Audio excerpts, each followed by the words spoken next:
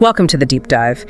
Today we're jumping into some really fascinating source material. Yeah, we are. It's all about, well, a really crucial moment in early Islamic history. Exactly. The Muslim conquest of Syria, and specifically this huge, decisive battle against the Byzantine Roman Empire, the one that kind of sealed the deal for the region. That's the one. And what we've got are these historical excerpts, different accounts giving us the details, the events, the strategies, the big players, and how it all turned out. So our mission really is to unpack what these sources are telling us. How did this initially much smaller force manage to take on, well, the full might of a massive empire? Right. We want to look at the context, who was involved, the tactics. Yeah.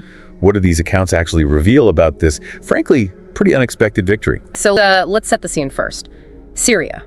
It wasn't just some backwater, was it? No, not at all. Incredibly important territory, fought over for ages, and our sources make it clear it was a key Roman province, had been for a long time, since, 64 BC? Wow, a long time.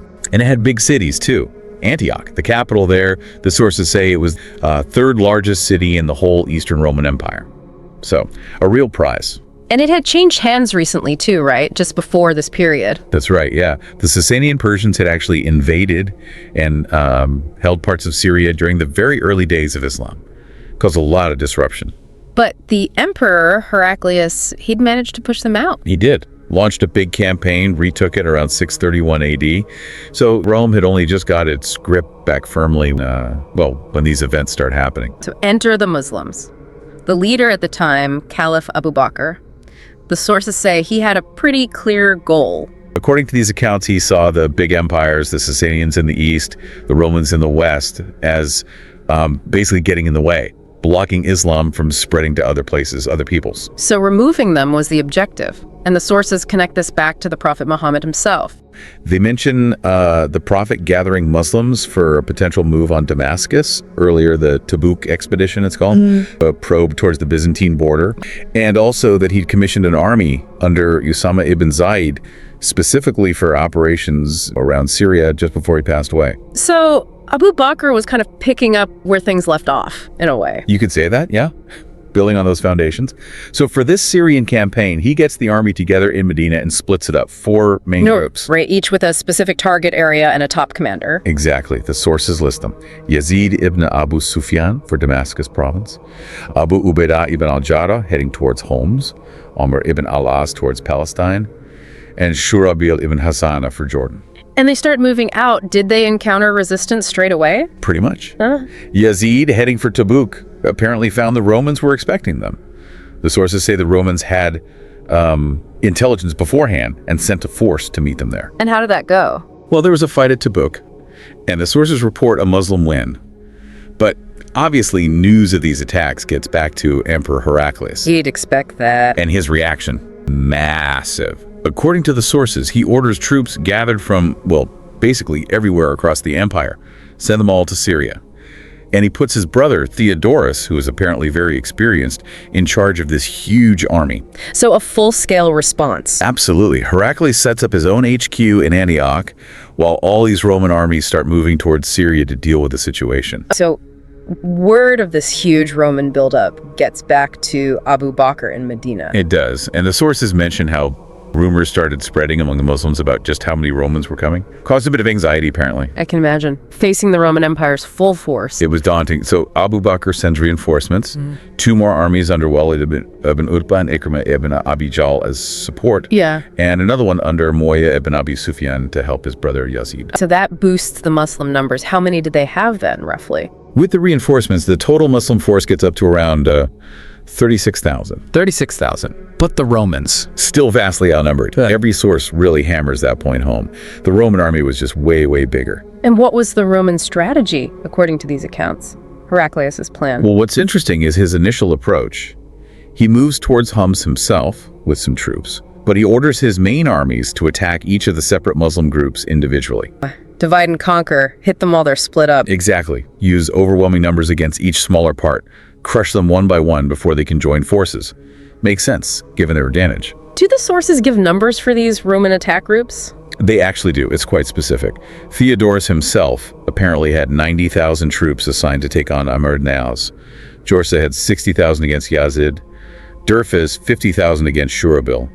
and Lachakar had 60,000 heading for Abu Ubaidah. Wow. That's over 250,000 soldiers aiming to destroy 36,000 piece by piece. It was a plan for annihilation, really. And when the Muslim commanders saw these huge forces coming specifically for them, well, they knew they were in serious trouble. So they asked for help. They wrote back to Abu Bakr in Medina, basically saying, what do we do? And what was his advice? Must have been crucial. It really was. And it wasn't some complex military plan. According to the sources, he told them, simply gather together, become one army. Unite their forces. Yes, and he sent this powerful message with it. Reminded them they were helpers of Allah's religion, that God helps those who help his cause. A spiritual boost as much as a tactical one. Absolutely. And crucially, he told them defeat doesn't come from being outnumbered, which must have resonated, right? But from sin and disobedience. It was about stealing their resolve, focusing on unity and faith against these incredible odds. So that instruction prompts them to abandon their separate missions? Yes. They converge, bring all their forces together, and they choose the Yarmouk River as the place to make their stand. So the stage is set, the unified Muslim army, still heavily outnumbered, waiting by the Yarmouk. And then at this really critical moment, a figure who's already kind of legendary arrives. Khalid ibn al-Walid. Ah, the sword of Allah. The very same. Already famous as an undefeated commander. The sources say he just finished up campaigns against the Sasanians over in Iraq, left someone else in charge there, and was now marching to Syria with 10,000 veteran soldiers. 10,000 reinforcements. That must have been huge for morale. But how did he get there? Well, his journey is a story in itself, detailed in the sources. He took this incredibly tough, apparently unprecedented route straight through the desert. Had a Bedouin guide. Through the desert sounds risky. Extremely. They apparently suffered badly from thirst, and at one point the guide actually got lost. Total panic. Lost in the desert with 10,000 men. How did they find their way? It's an amazing detail. The guide was apparently desperate, asking if anyone had seen this very specific, weird-looking tree shaped like a person sitting down. Said it was the only landmark he knew to get them back on track. If they didn't find it, they were done for. Wow. So the army scattered, searching frantically. Eventually, someone found the tree, and it led them out. Took 5 incredibly hard days, but they made it to the edge of Syria and headed for Yarmouk. Incredible story. So, while Khalid's force is making this trek, the Roman armies are still arriving at Yarmouk, building up this massive force. Some of the primary sources we looked at claim the Roman army eventually numbered over 240,000, maybe even hit 250,000. Against the, 36,000 Muslims already there? Exactly. But then Khalid arrives with his 10,000 veterans. That brings the Muslim total up to around 46,000. Still massively outnumbered, 5 or 6 to 1, but Khalid's arrival, you can just imagine the boost. Oh, absolutely. The sources stress how much his presence and reputation lifted everyone's spirits, and he immediately took charge, consulted with the other commanders, and reorganized the whole army. How did he set them up? He broke them down into smaller, more flexible units. About 46 units, roughly 1,000 soldiers each, spread across the front. He put Abu Ubaidah in the center, Amr ibn al-As on the right flank, with Shurbil alongside him, and Yazid ibn Abu Sufyan on the left flank. Standard formation, more or less. The infantry, yes, but he paid special attention to the cavalry. Split into 2 main units. He led one himself, positioned behind the right wing, ready to move, and he put another commander, Qasim Hubidar, in charge of the other unit behind the left wing, ready for rapid support. Smart. Using the cavalry for flexibility. Exactly. And the sources give other interesting details too. Abu al-Darda was there as the army's Qadi the judge, basically. Abu Sufyan was acting as the storyteller, firing everyone up with motivational speeches. And Migdad ibn Aswad was going through the ranks, reciting verses from the Quran, particularly Surah Anfal, about battle and faith. So a mix of practical military setup and spiritual preparation. Definitely. And then there's this really striking detail about the women and children. Oh yeah, you mentioned this. What was the plan there? Khalid put them in the camps behind the lines, but he ordered them to be given weapons. Not necessarily to fight head-on, but for a specific reason. Which was? He told them, if you see the men retreating, you encourage them, shout at them, even block their way back to the camp, and crucially, fight if the enemy reaches you. Wow. So use them as a last line, almost, and a psychological tool. Exactly. Khalid knew, the sources suggest, that if the men saw their families were exposed, about to be captured, their resolve to stand and fight, or to rally if they'd broken, would be immense. It was using their protective instincts. Very stark. Okay, so both sides are ready. Huge Roman army, smaller but unified Muslim force under Khalid. What happened before the fighting actually started? Any interaction? Yeah, there was. The Roman army was also in divisions. Jorsa on their right, Mahan and Darjan in the center, Kanatir, and this guy Jabala ibn al-Iham, leading Christian Arab allies of Rome on the left, all under Theodorus. And it was Mahan, one of the center commanders, who apparently stepped forward and asked to talk to Khalid. Another parley attempt. Seems like it. Khalid rode out. And Mahan, maybe genuinely thinking the Muslims were just desperate, or maybe trying to avoid a fight, offered them terms. Said something like, "You guys look hungry and exhausted. Here's 10 gold coins for every soldier, plus clothes and food. Just go home. We'll give you the same next year." Trying to buy them off. How did Khalid respond to that? Famously, his reply is in pretty much all the sources. He just shut Mahan down completely. Said something like, "We're not here because we're hungry. We are a people who drink blood, and we've heard Roman blood is the tastiest. That's why we're here." Whoa, talk about psychological warfare. Exactly. A brutal, shocking response designed to intimidate. Meanwhile, back in the Muslim lines, the commanders are prepping their troops. Right. Abu Ubaidah gave a notable speech to the center, urged them to help God's cause to get to tree face. His help stressed patience, saying it saves from disbelief, pleases God, removes shame. And specific orders, too. Very specific. Stay put. Don't advance first. Don't start the fighting. Use spears first. Use shields. And basically keep quiet, except for remembering God, until he gave further orders. Shows real discipline, holding back against that massive force. And the other commanders? Abu Sufyan. Others, like Amr ibn al-As, also spoke to their men. Abu Sufyan's speech is mentioned as being particularly rousing. Then, the sound everyone was waiting for. The Roman trumpets, signaling the attack. But the battle begins. And Abu Sufyan gives this one last powerful shout. "O people of Islam, what you see is ready. God's messenger and paradise are before you. Satan and hell are behind you." Intense stuff. So, how did the battle actually unfold? Who attacked first? The Romans did. Their left flank cavalry launched this huge charge against the Muslim right flank, the one led by Amr ibn al-As. And the impact? Devastating initially. The sources say the Muslim right was just overwhelmed. They broke, started retreating back towards the camps in disarray. Chaos on the right flank. What did Khalid do? He saw it happening and immediately took his cavalry reserve unit over there to try and plug the gap, shore up the line. But the retreat was already happening. It was. And this is where that plan with the women and children kicked in. The sources describe them seeing the men falling back, seeing the Romans pushing forward. And they just, well, they attacked. Attacked their own retreating men. And the Romans. Both. With stones, sticks, whatever weapons they had, trying to physically stop the retreat, shame the men back into fighting, shouting at them, while also hitting the advancing Romans. Incredible. That must have been a shocking sight for the Romans, too. You'd think so. And the sources say the other Muslim commanders held their line steady. They didn't panic, kept the rest of the army together while this crisis unfolded on the right. So, did it work? Did the right flank rally? It seems it did. The Romans were apparently stunned by this resistance from the camps, hit with stones and sticks, facing Khalid's arriving cavalry, and seeing the women fighting. It seems the retreating men were spurred back into action. They regrouped, launched a fierce counterattack. So they stabilized the line. Eventually, yes. They managed to push the Roman left flank back.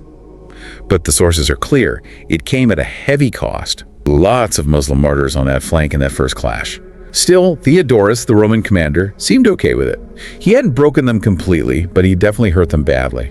So, end of day one, basically a bloody stalemate on that side. Pretty much. And Khalid, expecting another attack, spent the night reorganizing, preparing. And did the attack come? Yep.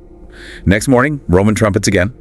This time, their right flank attacked the Muslim left flank under Yazid ibn Abu Sufyan. Same tactic, different side? Looks like it. Yazid tried to hold. Khalid dispatched the other cavalry reserve unit, the one under Khalid and Hubayra, to help the left flank, just like he'd done for the right. And did that work as well? Apparently, yes.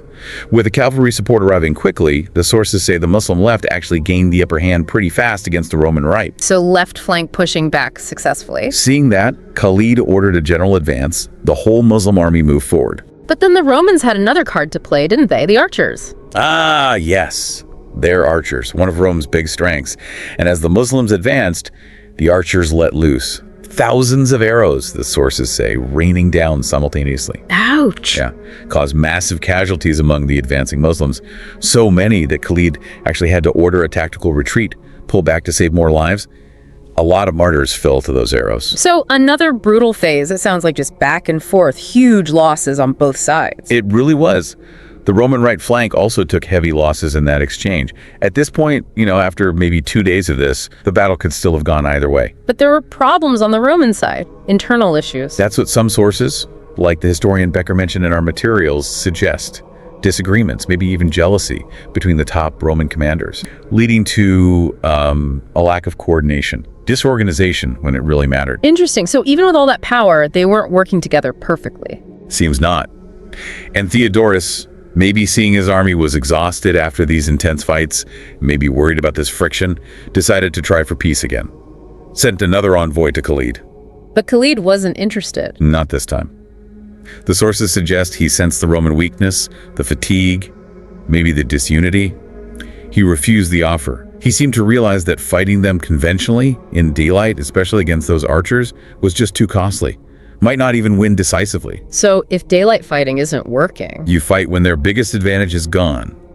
Khalid's solution, highlighted in the sources as a stroke of genius, was a night attack. Very unusual for the time. a night attack. Yeah. How did he plan to make that work against such a huge army? Cunningly. He used the terrain and deception. First, he figured out the only real escape route for the Romans if they were routed. This one bridge at the end of the valley behind them. The bridge. His plan was to make it look like that escape route was blocked. He secretly sent a detachment of soldiers around behind the Roman army near the bridge. And he told them, light a lot of fires. Make it look like a whole new Muslim army has arrived and is holding the bridge. So the Romans, if they retreated in the dark, would see the fires and panic, thinking they were trapped. Exactly. And the other key element was the terrain directly behind the main Roman lines, away from the bridge. It was apparently full of hidden dangers, large cliffs, steep ravines. Oh, I see where this is going. Khalid calculated that if he hit them hard at night and they broke, and they saw the bridge blocked by those fires, their only instinct in the dark would be to flee backwards, straight towards the cliffs they couldn't see. That is ruthless and brilliant. Did it work? It seems it did. When night fell, Khalid launched the surprise attack, hitting the Roman left flank hard. And the fires were lit near the bridge? Yes, and the sources say the effect was instant. The Romans saw all these fires spring up behind them where their escape route was supposed to be. Total fear. They thought they were surrounded, that huge reinforcements had arrived. And the archers? Useless in the dark, couldn't see properly to shoot effectively. Their main weapon was neutralized. So the Muslims pressed the attack. Relentlessly. They hit the Roman left so hard that Roman cavalry from the center had to shift over to try and stop the collapse, which of course weakened their own center. Leaving it vulnerable. Precisely. Yeah. The Muslim center, mostly cavalry, then slammed into the weakened Roman center infantry. The sources say the Roman center just crumbled quickly under that assault. And on the other side, the Roman right. The Muslim left flank, those Meccan fighters especially, were putting immense pressure on the Roman right. The whole Roman line started to buckle under the combined pressure, the surprise, the fear, the darkness. So a total collapse. It turned into one. The sources describe this atmosphere of sheer terror among the Romans, their command falling apart, while the Muslims fought as this unified driving force. The Romans broke and fled into the night. And the Muslims pursued them. They did, and that's when the trap snapped shut. They flee away from the fires at the bridge. Straight towards the hidden cliffs and ravines behind them. In the pitch dark, fleeing in panic, they just went over the edges. Oh, wow. The sources paint this horrifying picture. Men falling, unable to see, unable to stop, piling into the ravines. Those behind couldn't see what was happening to those in front until it was too late. The scale of that. Do the sources estimate how many died that way? The numbers vary, which is interesting itself. Maybe reflects the chaos, maybe different reporting. Yeah. But they're all huge. Yeah. Wa'idi just says unimaginable. Tabari and Ibn al-Thir suggest over 100,000. Balaturi says 70,000. Mihail Rabo says 40,000 fell, plus more killed by Muslims. Even the lowest estimate is staggering. A catastrophe caused by the terrain and the route. An absolute catastrophe for the Romans, and that's just those who fell. Wa'idi's account adds that after the battle, they counted 105,000 Roman dead on the field itself and took 40,000 captive. Plus, many who fled were hunted down. And the Muslim losses? Comparatively tiny, though still tragic. Around 4,000 martyrs across the whole battle. So the outcome was total decisive victory for the Muslims. Overwhelmingly so. The Roman army, estimated up to 250,000 strong, was effectively destroyed. The sources are clear. Practically none of them made it back. This wasn't just a defeat, it was the event that, as the accounts put it, threw open the gates of Syria. Byzantine control was broken. And Emperor Heraclius, how did he react? Devastated, according to the sources. When the news reached him, he immediately left Homs, retreated north to Antioch. He knew what it meant. He knew Syria was lost. Completely. There's this poignant final moment recorded as he was leaving Antioch for good.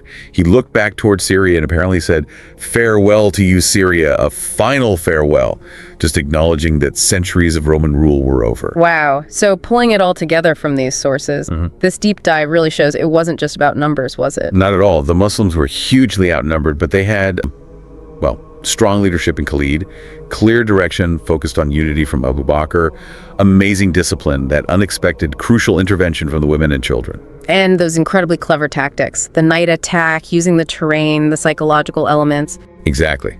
It contrasts so sharply with the Romans, who had the numbers, the conventional power, but maybe lacked that unity, that strategic adaptability, according to these accounts. They relied on brute force, and Khalid outthought them. It really makes you think, doesn't it? Beyond just the troop numbers, you see how vital things like intelligence, the Romans knowing the Muslims were coming initially, Khalid knowing about that bridge and those cliffs become. And the psychological side. Khalid's blood-drinking reply, those terrifying fires in the night, those factors can be just as decisive, maybe even more so, than just having the bigger army. Absolutely. Which kind of leaves you wondering, doesn't it? How often in history has that clever strategy, that psychological edge, or exploiting a hidden weakness completely overturned what looked like impossible odds based on size alone? What other moments spring to mind where you see that same dynamic play out?